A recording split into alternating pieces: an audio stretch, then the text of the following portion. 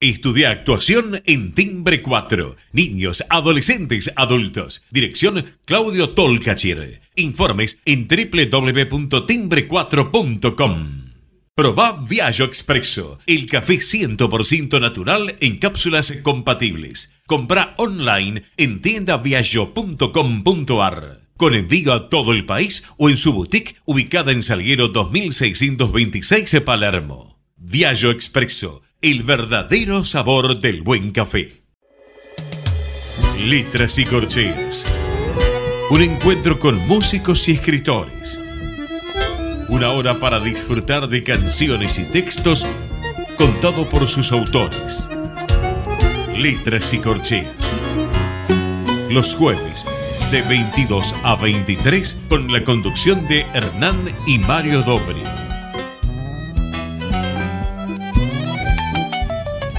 Buenas noches, bienvenidos a una nueva emisión de Letras y Corcheas. Hoy tenemos un invitado muy especial, nos visita un cineasta, dramaturgo, novelista, cuentista, que ha sido multipremiado y además es al día de hoy uno de los dramaturgos más representados, no solo en la Argentina, sino en toda América. Buenas noches, Mario. ¿Qué nos podés contar hoy de nuestro invitado? Bueno, que lamentablemente para mí, porque me lo he perdido por largo tiempo, no lo conocía. Y gracias a que me acercaste dos de sus libros y una película, uno de los libros es El hombre que duerme a mi lado y La casa... La primera casa, creo que se llama. Sí. Y luego una película que me encantó, que se llama Malambo. Sobre todo en su obra, lo que he leído hasta ahora, no lo conozco en todos los planos, o sea que una pequeña obra no hace a toda una persona, pero hace algo de la persona. Es el dinamismo sensual que trae cada página de esa obra o cada parte de la película que estuve viendo. Y eso me entusiasmó vivamente como para tenerla dentro de mis queridos recuerdos. Buenas noches, Santiago Loza. Es un placer conocerte. Buenas noches, Mario. Un placer para mí también. Gracias, Hernán, por la invitación. Quería preguntarte, ¿qué es una idea artística en el plano literario? Y además, ¿cómo acometer una idea artística y literaria para que se haga sostenible dentro de la ficción que uno está escribiendo?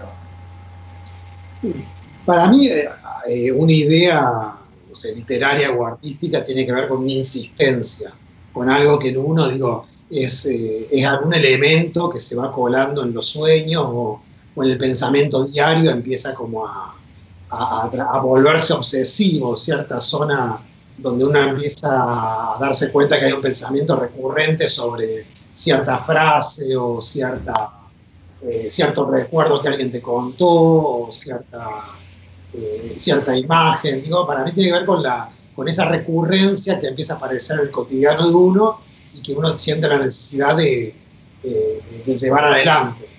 Después uno siente que esa idea tiene fuerza o es más débil, es como un embrión, tiene más fuerza o más débil por cómo uno puede trabajar en el tiempo con ese deseo hay que sostenerlo en el tiempo. Entonces hay ideas que son más perecederas, que no se sostienen tanto, y otras que uno lo acompaña en un largo periodo de tiempo.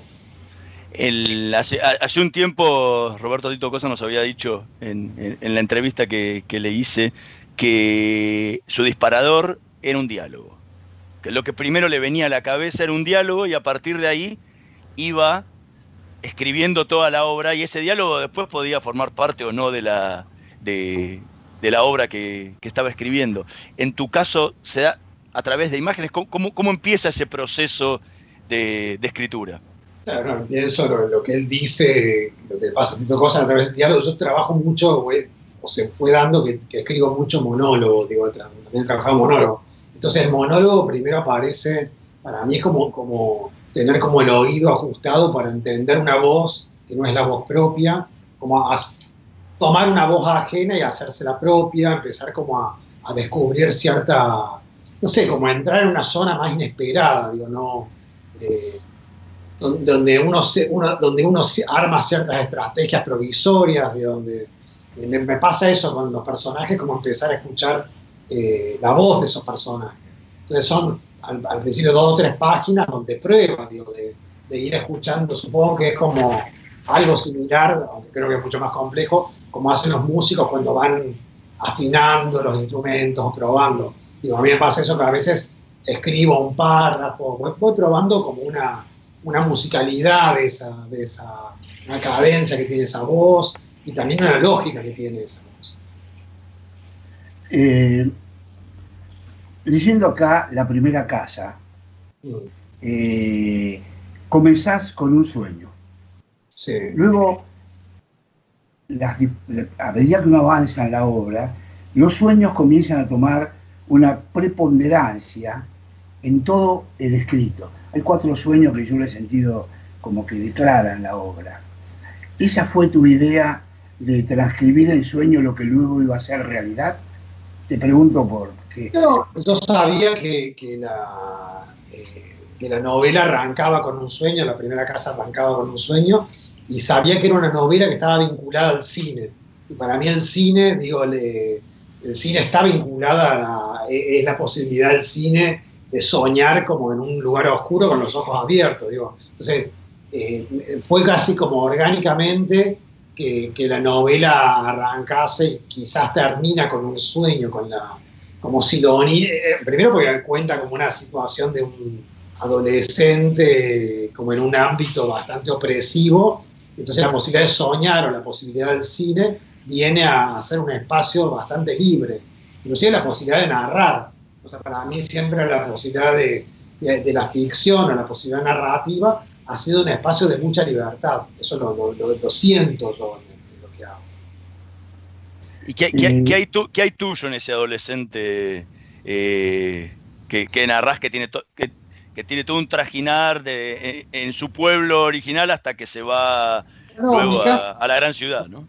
Hay algunas digo, soy de provincia, digo, pero no es, soy de una ciudad, digo, no es algo biográfico, digo, hay ciertos elementos, pero quizás como otras ficciones está desdibujado, digo, como en el caso del personaje de La primera casa, vive en un pueblo chico, es huérfano, entonces quizás yo no era huérfano a esa edad, pero bueno, mi padre era huérfano y siempre me inquietó escribir, entender la orfandad. Digo, uno tiene ciertas inquietudes como de entender, y quizás también sabía que la novela jugaba con un cine medio pop, que no es el cine que yo generalmente hago, o el cine que veo, pero un cine que a mí me nutrió en la adolescencia. Entonces también que era como un tributo a ese cine más como el cine shampoo, un cine como descartable. Entonces escribir esas tramas también para mí era un modo de ponerlas en valor, que quizás en otras obras nunca las puse en valor. Entonces no, quizás eso, esa fascinación por el cine e inevitablemente ser del interior. Digo, a mí ser del interior me constituye en todo lo que yo vine a Buenos Aires hace 25 años, pero hay algo que lo llevas en el ADN, que es ser de provincia. Hablando de los sueños y siguiendo con la obra, en una de las películas que narrás, que creo que trabajaba Nicolas Cage, y no me acuerdo la actriz cuál era. ¿Cómo? Peggy Sue era el personaje, creo, si no me equivoco, ¿no? Sí, Peggy Sue era el personaje. Sí, ahí el sueño que se narra, o la insomniación que tiene porque se desmaya, una cosa así, es como que resuelve en el sueño una problemática que luego va a trasladar a la vida. Sí. O sea, que es una de las formas del sueño. El sueño como lugar o espacio de la vida para poder desarrollar lo que luego se va a dar en la vida. Y luego los personajes, o sea, tanto la chica como el hermano, sienten qué es lo que desean de la vida. Es decir, si realmente continúo así porque me quejo, o rompo con eso. En tu caso personal, cuando has venido de Córdoba a Buenos Aires, ¿qué cosa de los dos ideas, de la idea de Gonzalo o de Diana, está en vos? Sí. No, creo que uno es parte un poco de todos los personajes que uno hace y también de los que uno amó, digo, de Peggy Sue. Cuando me parece lindo lo que hablas del sueño de la película de Coppola, esa película menor, digo, de un personaje que tiene en el sueño la posibilidad de resolver. Parece que hay algo donde quizás lo que hay en mí es que uno que está en los personajes que uno tiene que salir de la imposibilidad o de algo que te dice de la afuera que no vas a poder hacer, o de cierta que no, digo, querer ser escritor o querer hacer cine, a veces en ciertos ámbitos, en ese momento, en los 80, en la provincia, era como ser astronauta, digo, el no era algo fácil, digo, era como, el no vas a poder, o esta cosa de por qué el vecino va a escribir una novela o va a hacer, si es mi vecino, digo, ¿por qué? Entonces digo, el no uno lo tiene, uno lo tuve, y yo creo que lo tuve muchas veces, y quizás lo que tienen los personajes es como ir más allá del no, ir más allá. En el caso de Peggy Sue, de la película, era ir más allá de lo posible. Digo, hay una zona la fantasía es una fantasía hasta que uno la concreta. Y cuando la concreta también nunca tiene la dimensión de la fantasía. Digo, yo cuando era muy chico soñaba con hacer películas, todo. Después todo el camino que tuvo con hacer películas y todo fue tan complejo que no tuvo esa calidad, esa cualidad radiante que tenía quizás en lo que había imaginado. Es decir, que una idea sin voluntad y sin ganas de trabajar es difícil que se plante. ¿No? Para una idea sin voluntad que la impulse, que la mueve, es solo una idea. Digo, estamos rodeados de gente que tiene excelentes ideas y que no las lleva a cabo. Yo escucho permanentemente gente que dice, a mí me pasa, yo a veces doy talleres de escritura, o gente que me dice, bueno, cuando tenga tiempo voy a escribir. Y eso es una falacia, digo, el tiempo, o sea, la escritura nunca sucede más que de una manera impuesta. Uno impone la escritura, porque inclusive ahora con los medios que hay, todo tiende a ser muy disperso, entonces es una imposición que sentarse a escribir. Digo, eso me parece que si el deseo es tan fuerte, o la idea es tan potente, tiene que ser tan potente para poder vencer todo lo que la distrae. Hace unos años decías en una entrevista que te cuesta definirte como escritor, pero también te cuesta definirte como director de cine, cuando te preguntan la actividad que haces, y lo que te resulta inevitable es pensar que soy alguien que escribe casi cotidianamente. Sí. ¿Te sigue pasando eso? Sí, sigue pasando, aunque hay periodos donde no escribo, hay periodos, digo, ahora estoy escribiendo, digo, pero hay periodos donde la escritura se repliega o cuesta más, y me doy cuenta en lo anímico, que estoy un poco más perdido, me siento, a mí la escritura me ordena, digo, es como tener un plan literario, sea una novela, sea una obra de teatro, incluso un guión, es algo que te ordena como un lapso de días, te da como secuencialidad de alguna manera. Claro. Me pasa también cuando sigo un libro, cuando estoy leyendo algo, bueno, es una compañía también. Y también la escritura es como algo que uno va desenmadejando, digo, al principio, por eso es algo muy embrionario, y a medida que se va escribiendo y va pasando los días, uno va entendiendo más la materia que está escribiendo. Entonces me parece que eso, que sí, me considero alguien que más como un obrero de la escritura, que cada tanto escribe más que un escritor. Estamos conversando con Santiago Loza. Vamos a escuchar el primer tema que tenemos para esta noche, Sin embargo, del poeta Mario Dobri, en la voz de Vanina Tallini. En un minutito más volvemos.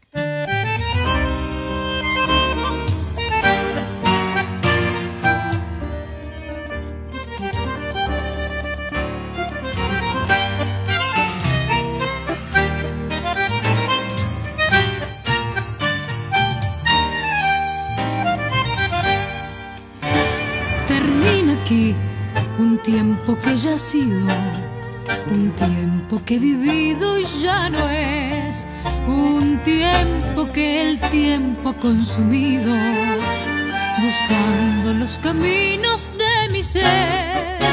Un tiempo que el tiempo del olvido retrajo a los recuerdos del ayer, aquel ayer que fue luz y destino, que transité guiado por mi fe.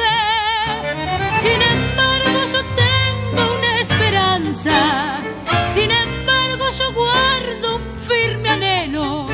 Sin embargo mis días y mis cielos han de alumbrar de nuevo otros mañanas. Sin embargo mi corazón rebosa de amores y aventuras siempre nuevas. Hay más en mí que todo lo que he dado, hay más en mí que fluye pero goza. Sin embargo,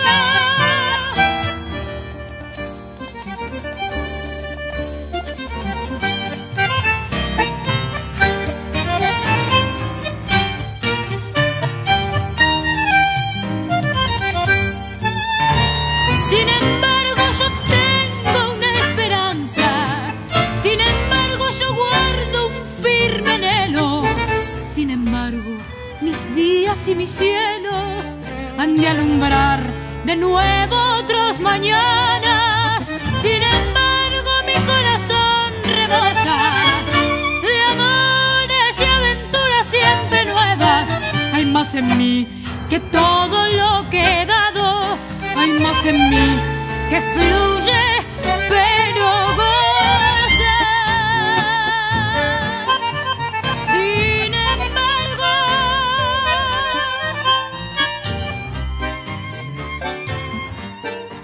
sin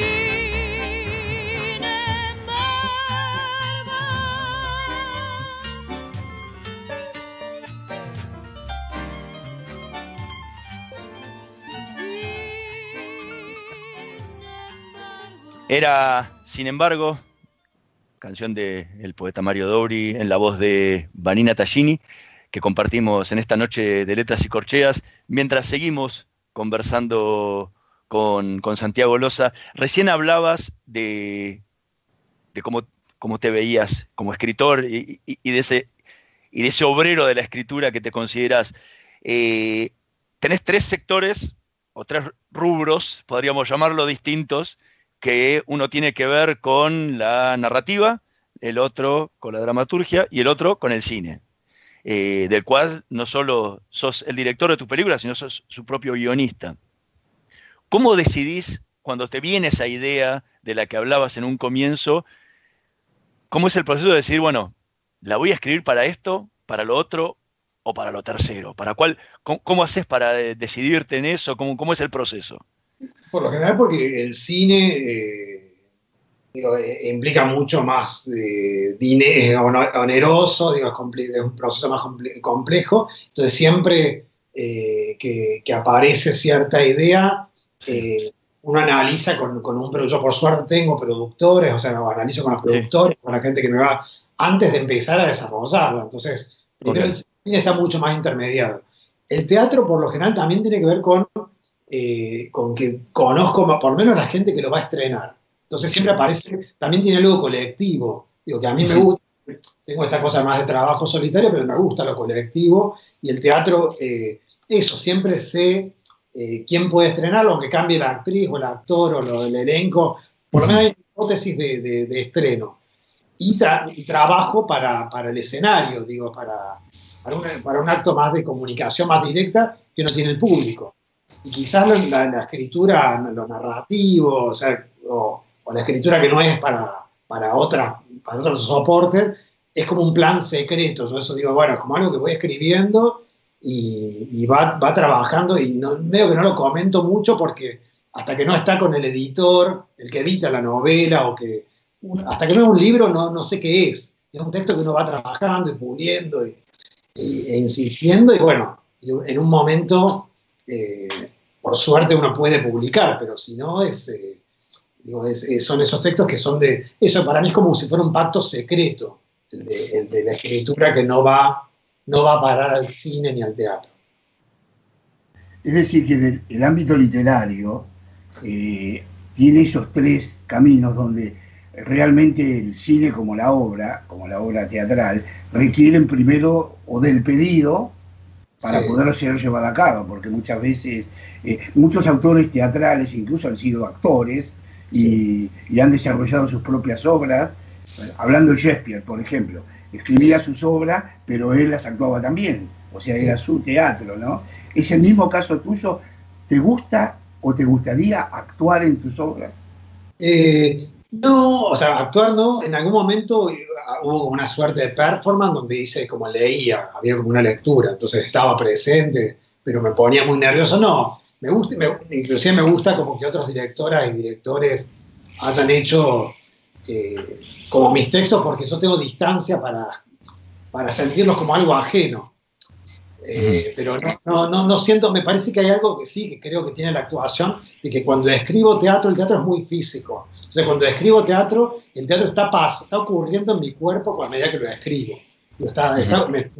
Y si ocurre en mi cuerpo, digo, como si siento, lo leo mucho en voz alta. Ahora hay una aplicación de Word que te lee en voz, digo, lo escucho, es medio robótica, pero lo escucho y camino, son palabras, en teatro definitivamente son palabras para ser dichas en un espacio. Entonces, si a mí me resulta imposible decir ciertas palabras, no le puedo exigir a una actriz o actor que diga esas palabras, entonces las pruebo.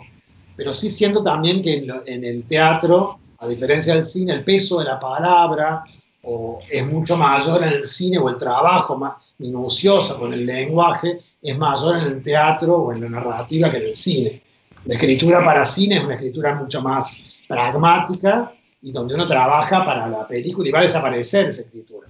Yo siento que el teatro, por supuesto, tiene una carga literaria que el cine no tiene, o que yo a veces trato, por ejemplo, en Malambo traté de poner esa voz en off, yo trato de conjugar algo literario, pero no siempre el cine acepta lo literario.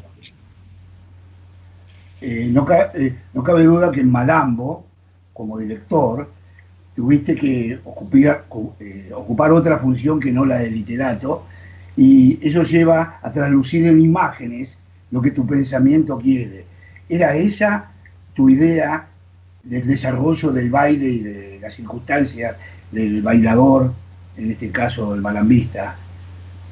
En realidad, digo, lo de Malambo tiene mucho de documental, digo, no, es como es un híbrido entre el documental y la ficción. Digo, por un lado, nosotros en ese momento el equipo acompañó al campeonato real, digo, y al entrenamiento real del bailarín, sin saber qué iba a pasar. Entonces había zonas de guión, había zonas que estaban pautadas y zonas que no estaban pautadas de material. Entonces eso es entonces no sabíamos todo lo que iba a ocurrir, pero al mismo tiempo estaba muy pautado y había bastante intervención de la realidad desde la ficción. Sí. Hablamos. En los textos, vos decís, y vas trabajándolos según los tipos de sectores de obra que vas a hacer. ¿Cómo sos en el proceso? Una vez que terminaste de escribir, reescribís mucho, volvés a leerlos, se los das a leer a alguien. ¿Cómo es tu proceso una vez que está el texto terminado? Siempre se los doy a leer a alguien, digo, siempre tengo como desde una amiga que tengo, que es mi montajista de cine, que es mi mejor amiga, lee los materiales, o tengo amigos, sí, también tengo amigos y gente que me corrige mucho. Tengo muchas, o sea, yo puedo hacer muchas cosas porque tengo mucha gente que colabora conmigo, digo, tengo gente que me sostiene todo el tiempo por todos lados, entonces, y hay mucha, o sea, me corrigen bastante. Soy un poco perezoso para la reescritura, pero hago una reescritura.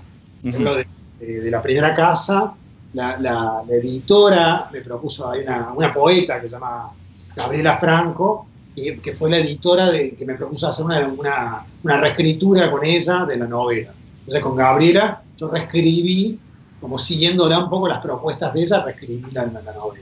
Entonces, también eso fue como un trabajo, pero es decir, cuando uno lo hace, hay como para mí fue como un aprendizaje, digo, como que me pagaran. Eso lo propuso la editorial de Tusquets, me propuso trabajar con ella.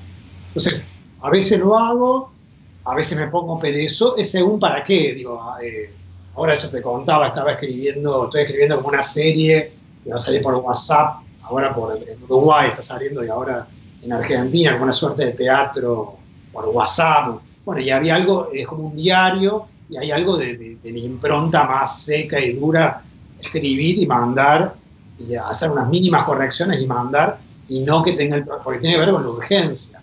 Son según los materiales, por eso. Cuando te entrevisté la primera vez, hace ya como 3 años, acababas de publicar tu primera novela, y me contabas que había sido todo un gran desafío para vos escribir la novela. ¿Qué cambió en vos ahora que publicaste la segunda novela, a la hora de tener que escribirla? No, lo que cambió a mí es como...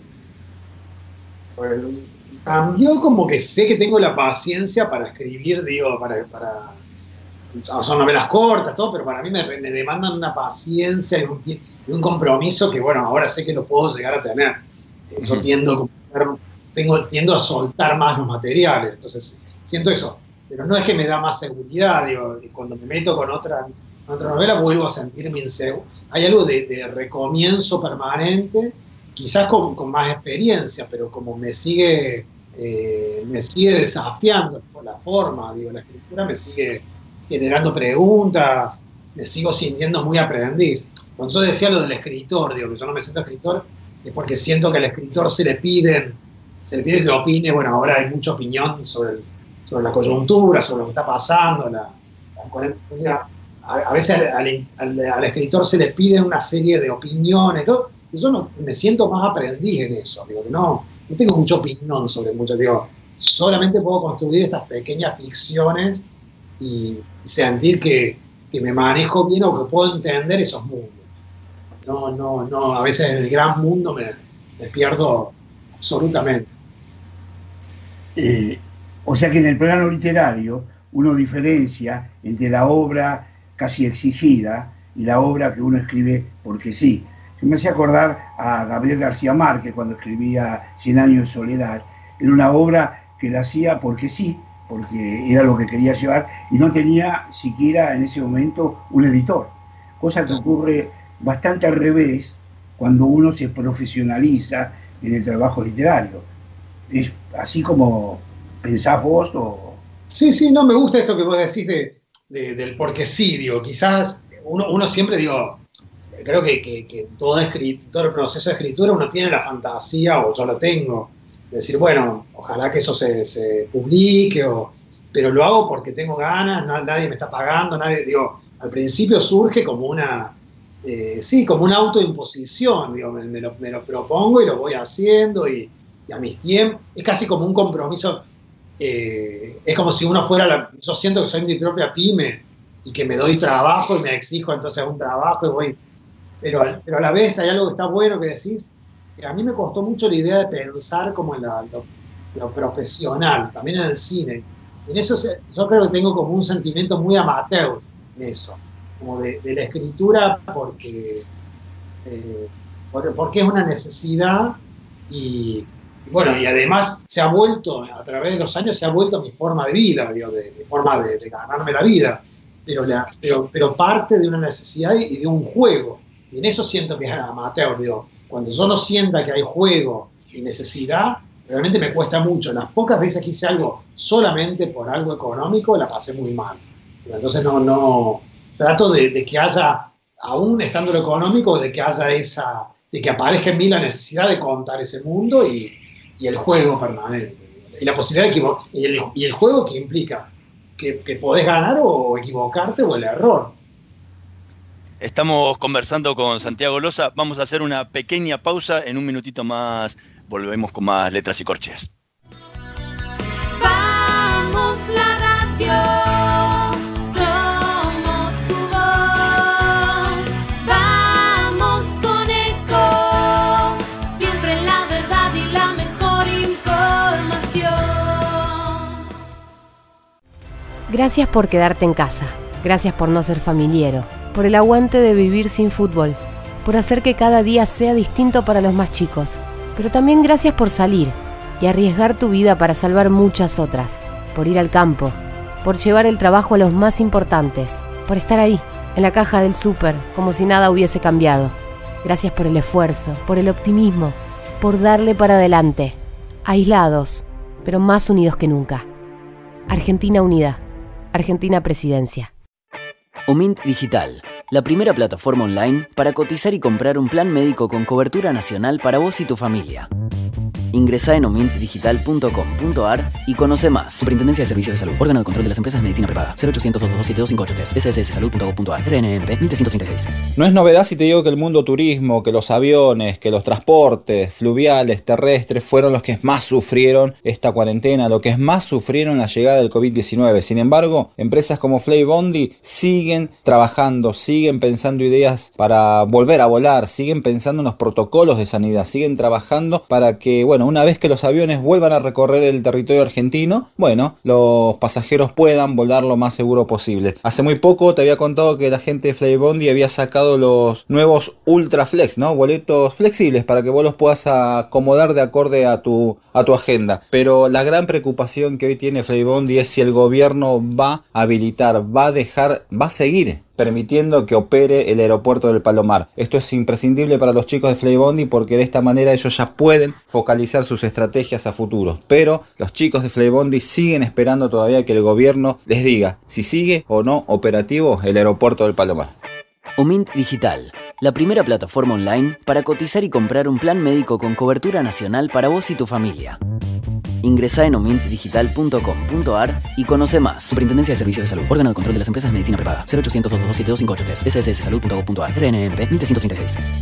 No aplaudamos al mosquito, combatámoslo en serio. Para combatir el dengue, el zika y el chikungunya, evitemos que los mosquitos piquen y se reproduzcan. Usemos repelentes, coloquemos tules en la cuna de los bebés y demos vuelta a contenedores para que no se acumule el agua. Si tenés fiebre alta, dolor de cabeza y dolor muscular, no te automediques y acudí al médico. Encontrá más información en argentina.gov.ar. Argentina Unida, Ministerio de Salud, Argentina Presidencia.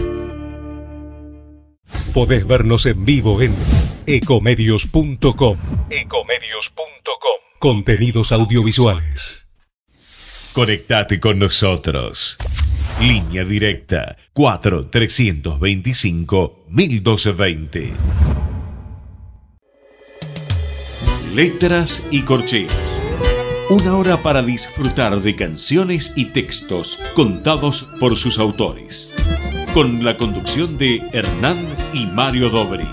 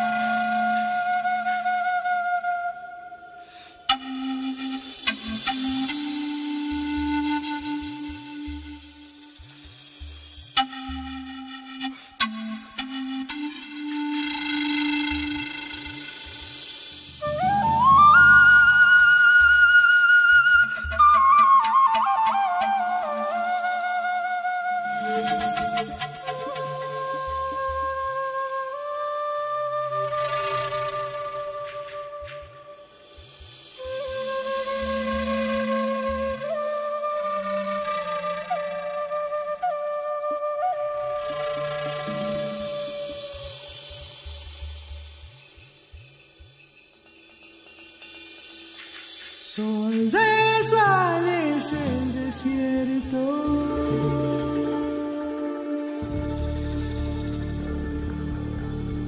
soroche de espesa bruma,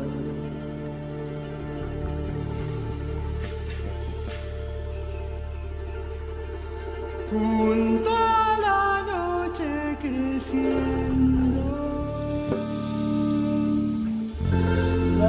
tristeza se le apuna.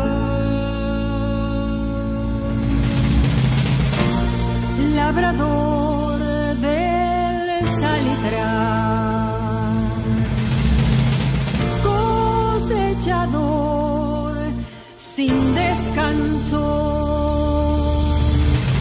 el frío de la mañana le teje un infierno blanco.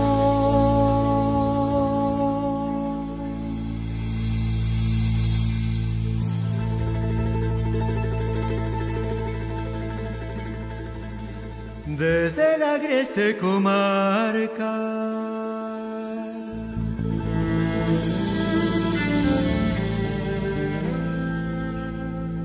cargaditas van las mulas,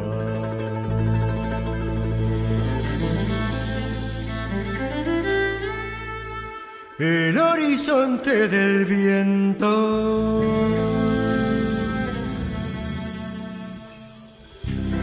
por la cuesta las empuja.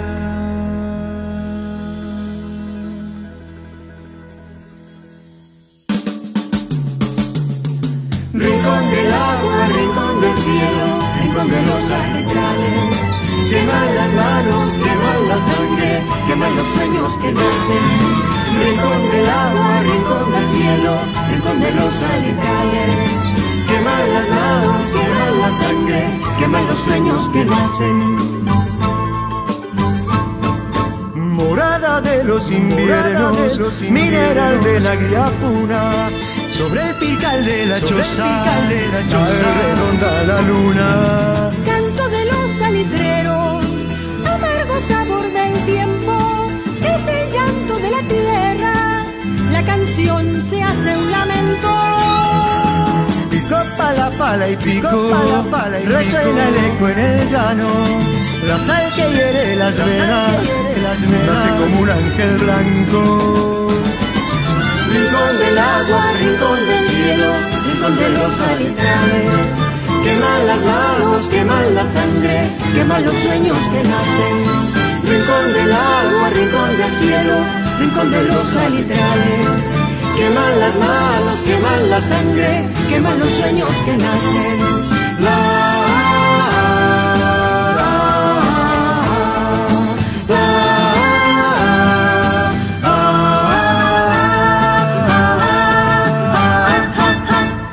Escuchábamos Infierno Blanco en la versión del dúo Lucy y Silvia Reyes. Vamos a seguir conversando con Santiago Loza, nuestro invitado de hoy. Antes te preguntaba si reescribías tus textos. ¿Los relees tiempo después o una vez que ya los terminaste, se filman o se presentan en algún teatro o se publican, ya no los volvés a retomar? En realidad no releo mucho, tampoco veo mucho las películas que hice. En el teatro hay algo, el teatro es muy social, entonces es muy social y las actrices, los actores, sobre todo son demandantes, quieren saber qué es lo que a uno le parece. Entonces, a veces voy a las funciones, pero las obras se están haciendo en otras partes, por suerte se hicieron como en otras partes del mundo. Entonces, no sé, el año pasado me tocó estar en Estados Unidos y fui a ver una versión de una obra. Digo, eso cada tanto es lindo, pero yo siento que cuando mi trabajo está terminado, digo que no tengo mucho para aportar más que aplaudir como otra persona y acompañar y todo. Sí, no es que sienta placer en releer, digo, prefiero poner a leer cualquier material menos algo propio, no. Y tampoco tengo una mirada de juicio, como no de juicio, no me arrepiento de lo que escribí. Soy soy bastante compasivo con quien fui en aquel momento que escribía. Entonces no lo frecuento, pero tampoco me hostigo con lo malo, lo mal que escribía o lo que fuera. No, te lo pregunto porque hace unas semanas estábamos hablando con un dramaturgo español, con Eduardo Viladés, y él decía que constantemente retomaba sus textos viejos y los volvía a actualizar porque veía que esa persona que era en ese momento es diferente a la persona del momento actual, y creía que esa nueva persona le podía agregar cosas al texto y lo cambiaba y salía una nueva versión de la misma obra que con la visión del dramaturgo de años después. Sí, parece que está buenísimo y admiro eso. A mí me pasa que me aburro del que fui. Pero yo no tengo como... a veces leo textos y no sé cómo entrar, le digo, no es lo que escribiría ahora. Me parece que esos mundos que se arman, como si se hubieran clausurado. Digo, admiro a esa gente que puede insistir sobre lo hecho. A mí me pasa que los materiales siento que terminaron y me expulsan. Sobre todo muchas obras de teatro, digo, se han hecho muchos años y yo siento que no tengo derecho, ya hicieron un camino como si no me pertenecieran tanto para seguirles entrando. O sea, es una vida ya vivida. Es una vida de eso, sí, como algo que ya viví. Yo soy muy poco nostálgico, digo, no tengo mucha nostalgia. Entonces digo, bueno, eso estuvo, se hizo, tendrá sus razones de haberse hecho, y sí me parece, y a veces veo obras la obra, uno va a un estreno de algo que se escribió hace 6 años, y digo, bueno, está bien, sí, supongo, no sé, no hay mucho, pero no tengo nostalgia eso, no sé si lo haría, tampoco estoy seguro de que hoy haría mejor las cosas que hace 15 años o 20, porque es como una idea de progreso que yo no tengo mucho esa idea. Entonces digo, quizás no quiera meter mano porque quizás no sea mejor que el que escribía hace 15 años. Claro, es preferible encarar una obra nueva, un trabajo nuevo, sea de cualquier tipo, porque en cierta forma lo ubica uno en el momento que está viviendo. Por supuesto. Ya lo vivió, ¿no? Por supuesto. A mí me pasa así. ¿No? Sí, me pasa así. Respeto y admiro eso, lo que contabas de él, esa gente que tiene esa curiosidad por la obra hecha. Yo no siento, no le doy en el presente tanta importancia a la obra hecha como para volver porque hay como una idea de perfección, algo que a mí no me... yo creo en lo imperfecto, en que eso quedó así. Yo, escuchándote, hay un aspecto de la obra literaria que muchos literatos o escritores vuelven nuevamente sobre el contenido de la misma, en las obras que tienen que ver lo más cercano posible a la poesía, ¿no? Como la poesía sería como la elevación literaria mayor, porque uno escribe porque sí, y nada más que porque sí. Entonces uno vuelve a la historia de lo escrito, cosa que, por ejemplo, Borges lo decía continuamente. Él volvía nuevamente a su obra porque encontraba que había algo más que le fascinaba en el tránsito de la vida. O sea que la obra era una continuidad, la obra poética, era una continuidad vívida hasta con el mismo tema. ¿Cómo te llevas con la poesía vos? La poesía, mira, me pasa, no soy un lector cotidiano de poesía. Cuando leo lo disfruto mucho. Le tengo como mucho respeto y mucho miedo, digo,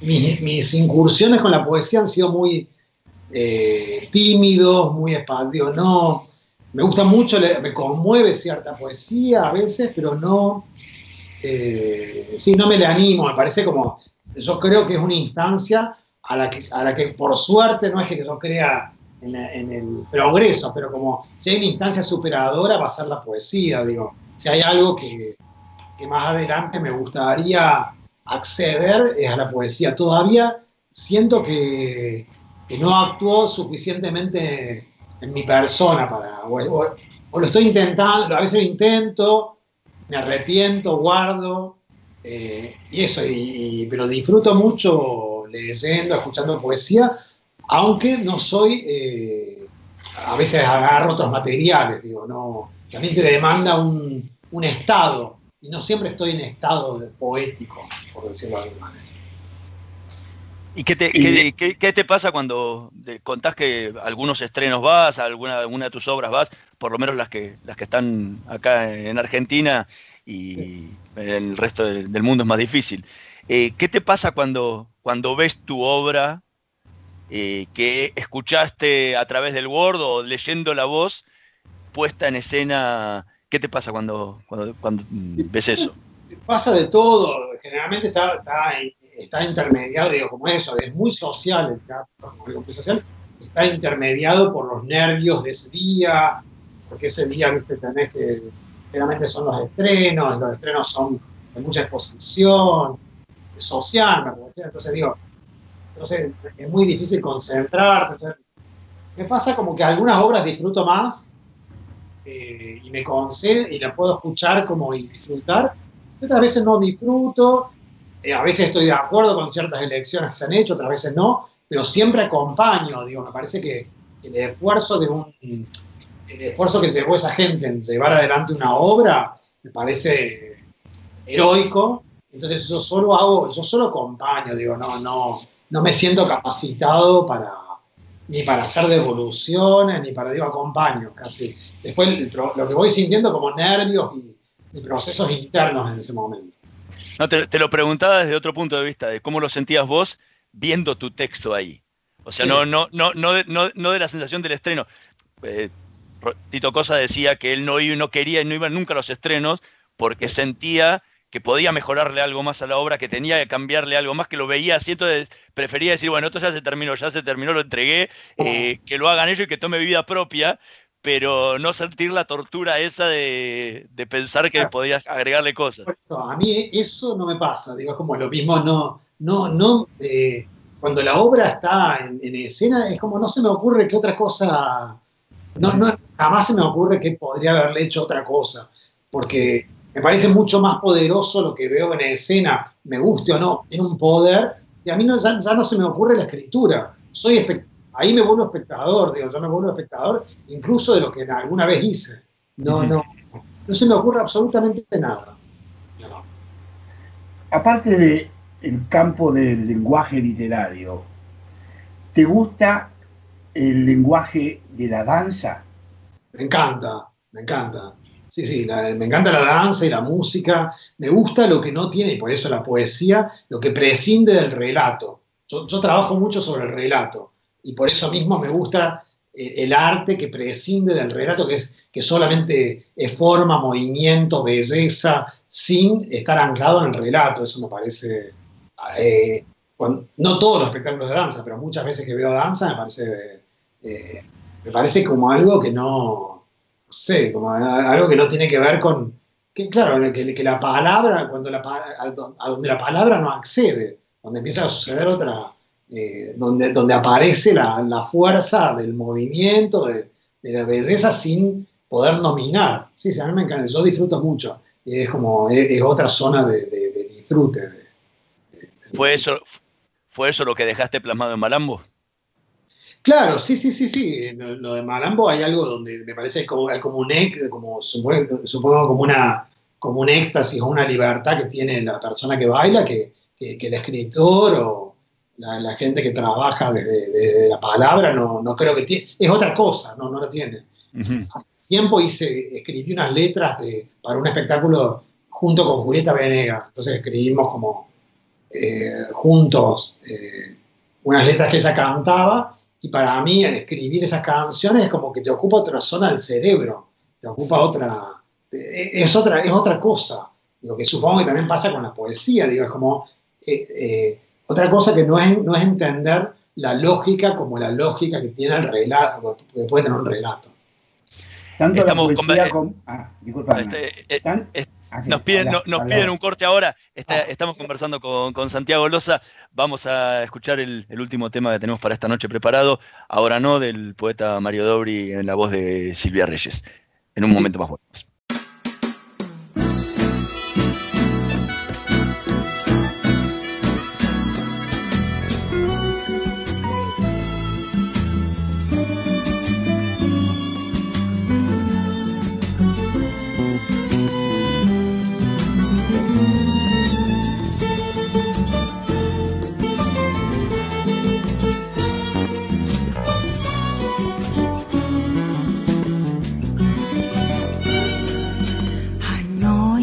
Fecunda os gritos do seu sangue e ato em silêncio à beira do grito, chego até os restos do seu amor vazio.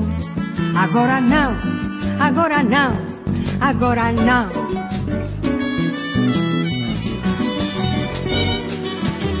Na encruzilhada de nossos destinos, povoam-se as horas de vagas lembranças, 3 noites de velhos sermões perdidos.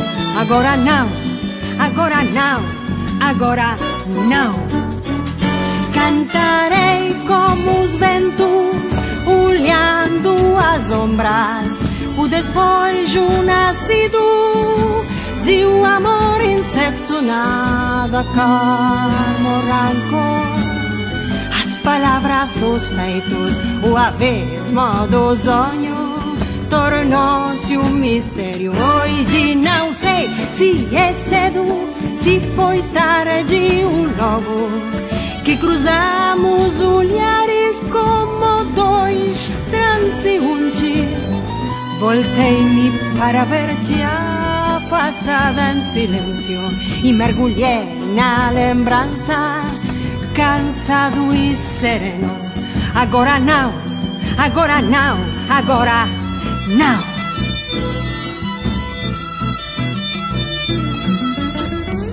De pé na sombra de nossos caminhos, à beira do pranto, seus sonhos seguindo, beijando seu cabelo, seu rosto, seus lábios. Foi só o encontro da ausência e do tempo, vestígios da alma que chegam de longe, cantos que têm sido soledad e ouvido. Cantaré con los vientos, cruzando las sombras, el despojo nacido de un amor incierto. Nada calma el encono, las palabras, los hechos, el abismo del sueño se ha tornado un misterio. Hoy no sé si es temprano, si fue pronto, fue luego, que cruzamos miradas como dos transeúntes. Me volví para verte alejar en silencio y me hundí en el recuerdo, cansado y desierto. Y ahora no, y ahora no, y ahora no. Y ahora no, y ahora no, y ahora no. Agora não, agora não, agora não. Agora não, agora não.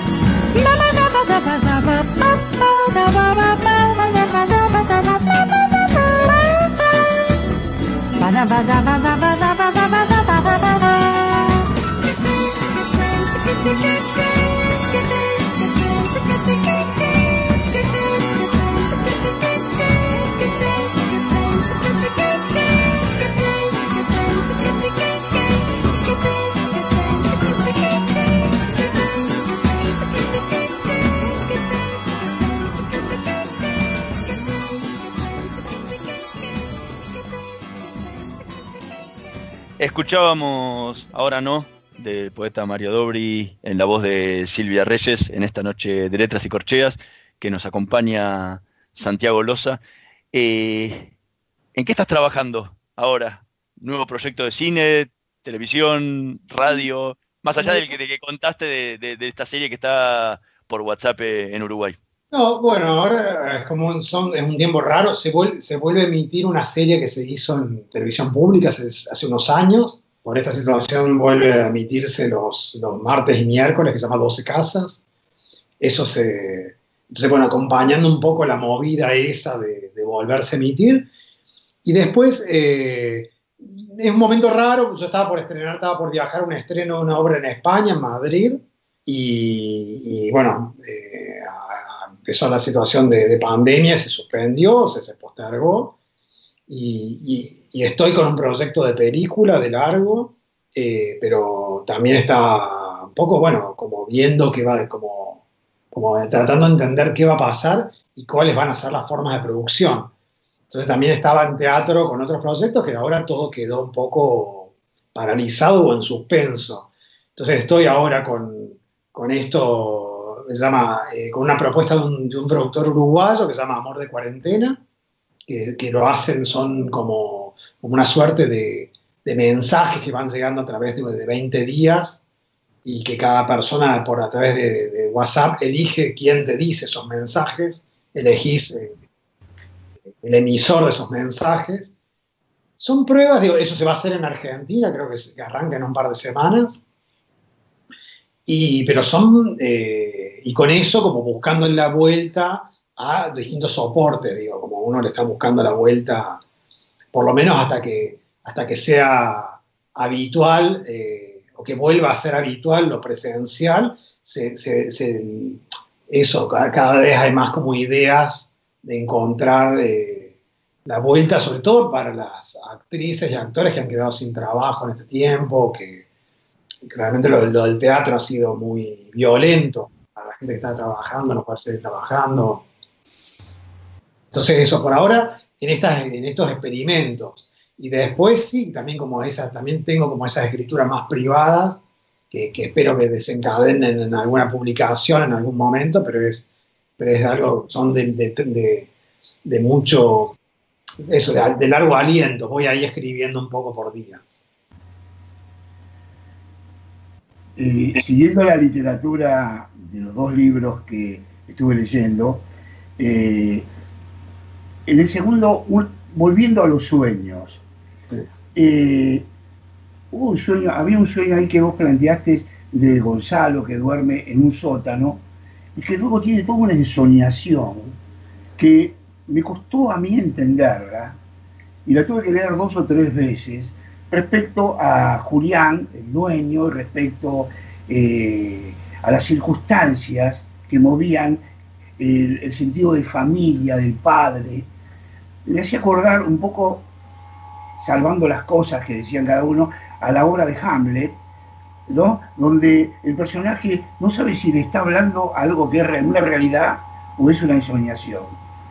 ¿Hubo algo de eso cuando estabas desarrollando esa parte del cuento que lo llama El sótano, el capítulo ese? Pienso ahora, digo, no sé si me acuerdo tanto de cómo fue ese momento, pero sí me pasaba que quizás en ese capítulo el personaje siente que la persona con la cual trabaja probablemente sea su padre o haya cierta afiliación. Y creo que lo que decís de Hamlet es atinado, digo, parece como una figura fantasmática, una figura de fantasma, como la paternidad como una figura que viene viene de una manera no clara. Y quizás lo que tenga que ver es como este personaje que empieza a ver entender sus vínculos familiares como como estas familias más hechas a pesar de sus quebraduras o a pesar de sus, ¿cómo se dice? Sí, de sus mutilaciones, familias más como, quizás el personaje se empieza a entender como su dinámica familiar como mucho más, de una zona más rota que la convención, por llamarlo de alguna manera. Entonces quizás, sí, pienso eso, que quizás, no lo había pensado lo de Hamlet, pero es lindo pensar que el padre aparece como esa figura fantasmal que siempre va a estar presente ahí para hablarnos, bueno, en el sótano, en el lugar de la oscuridad. El cine. El sótano, que es el cine, digo, también, por supuesto. Y el cine también. Por eso para mí el cine tiene algo muy paternal y maternal, digo, algo como un espacio de útero, el cine. Digo, que lo estamos perdiendo en este tiempo, digo, pero estar sentado al lado de gente que no conoces, viendo una luz que está proyectada solamente en silencio, hay algo muy cobijador, hay algo muy entrañable en el sentido de es como un espacio. Me pasaba, mi padre venía de viaje a Buenos Aires por trabajo, era oficinista y venía y se quedaba 2 días e iba al cine. Y después me fui enterando que muchos viajeros en el mundo, cuando están de paso en una ciudad, van al cine a pasar las horas después del trabajo. Y creo que porque el cine siempre es un lugar seguro. Digo, también supongo que para la gente que es creyente, los templos son un lugar seguro. Bueno, para la gente que no tiene una creencia religiosa, el cine es una suerte de religión al cual se siente seguro en ese espacio. Digo, como tenés una duración, un tiempo, y tenés una fantasía ahí de la que sos parte. Era parecido también antiguamente a Platón, que miraba en la cueva las imágenes que pasaban de afuera, que es una especie de cine de sombras, pero era un cine, al fin y al cabo, Platón estaba inventando el cinematógrafo. Ahora con lo de la pandemia lo vamos a tener que reeditar, ¿no? Nos queda la ventana, no nada. Hace un ratito decías que la última novela lo veías como una obra cinematográfica también. ¿Lo pensaste en llevarla al cine? No sé si dije algo así, pero no se me aparece. No, que estaba vinculada, que la novela hablaba del cine, que tomaba el cine como una el amor del cine, pero no, claramente no se me apareció como película, okay.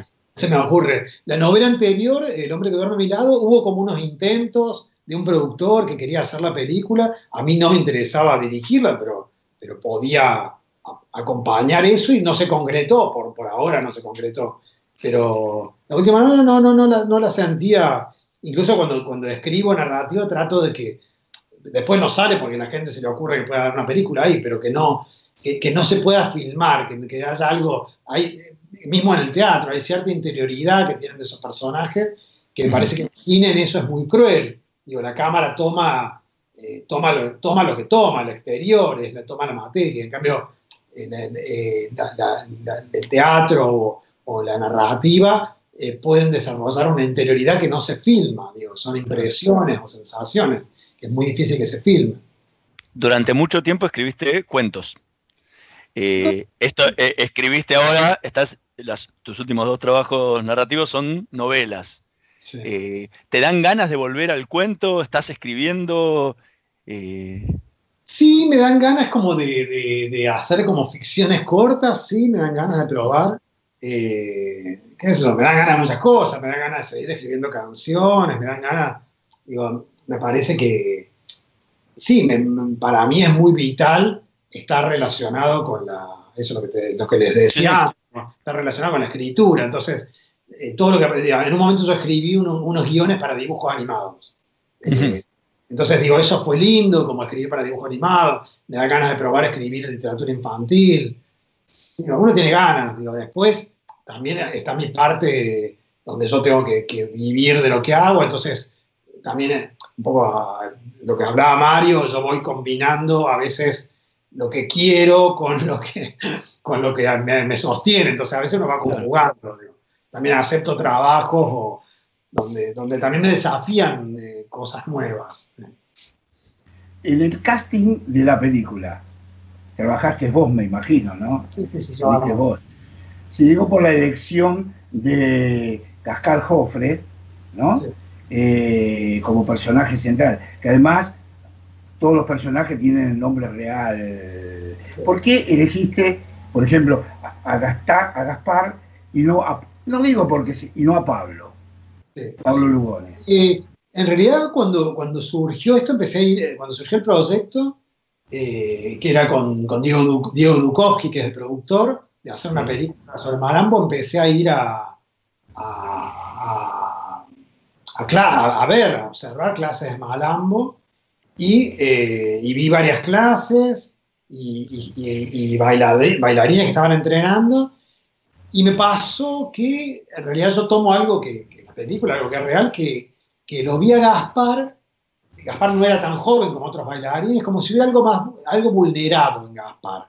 Él estaba volviendo a bailar, después de unos años de parate, y yo sentí que el Malambo tenía algo de una postura tan, no sé, tan como si fuera, tan sin vulnerabilidad, tan macho, tan bueno, que Gaspar tenía algo como más roto, que me parecía que tenía como su cara marcada, como algo, y generalmente a mí me interesan personajes que están vulnerados, o que se sienten vulnerables, o que se sienten frágiles, un poco corridos. Y me pareció interesante que era un bailarín que había dejado de bailar y que en un momento donde la edad ya no lo acompañaba, iba hacia el baile. Eso me parecía, quizás por eso lo elegí, por esa condición. Te digo porque a mí me pareció una elección encantadora. Me parece, el libro tiene una presencia humana muy interesante y muy vulnerable, sí, en todo el desarrollo de lo que se va. Había una obra española de Saura, si no me equivoco, flamenco, que también, muestra esas cadencias, esos requiebres que exige el baile flamenco, que en cierta forma no se imposta, pero tiene mucho el malambo. Sí. Y al fin y al cabo es una danza que viene del Perú, todos creemos que viene de la Argentina, y no es así. Por eso vino bajando, y hay varias formas de malambo. En el caso tuyo, llevaste a cabo el malambo sureño, si no me acuerdo, ¿no? Sí. ¿Vos sentiste que podías traslucir en el baile lo que sentía adentro Gaspar? Yo creo que lo intenté. Digo, no sé si la película lo logra, pero intenta. Yo quería hacer una película donde hubiese como algo contagioso con el movimiento, que la película misma fuera un movimiento continuo y que hubiese algo emocional y contagioso en ese taconeo insistente. Digo, me parece, a mí me gustó, hubo una coreógrafa que me dijo que no le interesaba mucho el malambo, pero que lo que le interesaba el malambo era el zapateo, eran como pies que golpeaban sobre un presente. Eso me pareció que era lindo, digo, como si hubiera algo insistente y de instaurar un presente y en eso ser muy pleno. Entonces me parece que yo intuía, él no era de mucho hablar, pero yo intuía que él tenía esa especie de plenitud en el baile. Entonces y en el movimiento, digo, yo no soy una persona que haga mucho entrenamiento, no hago nada, muy poco entrenamiento físico y todo, pero digo, entender la necesidad del movimiento. Digo que para mí, entonces el cine era una película que el personaje y la cámara tenían que estar como en movimiento permanente. Digo, algo de eso. Santiago Loza, muchísimas gracias por habernos acompañado esta noche. Fue un placer haber podido conversar con vos sobre tu obra y esperemos pronto poder tener alguna obra, película o libro nuevo para leer. Pero muchas gracias, muy amable, un gusto estar con ustedes esta noche. Buenas noches, gracias por todo, Santiago. Nosotros nos vamos a reencontrar la próxima semana en la operación técnica Carlos Heinze. Nos vemos la próxima semana. Chao. Estudia actuación en Timbre 4. Niños, adolescentes, adultos. Dirección Claudio Tolcachir. Informes en www.timbre4.com. Probá Viaggio Expresso, el café 100% natural en cápsulas compatibles. Comprá online en tiendaviaggio.com.ar. Con envío a todo el país o en su boutique ubicada en Salguero 2626 Palermo. Viaggio Expresso, el verdadero sabor del buen café.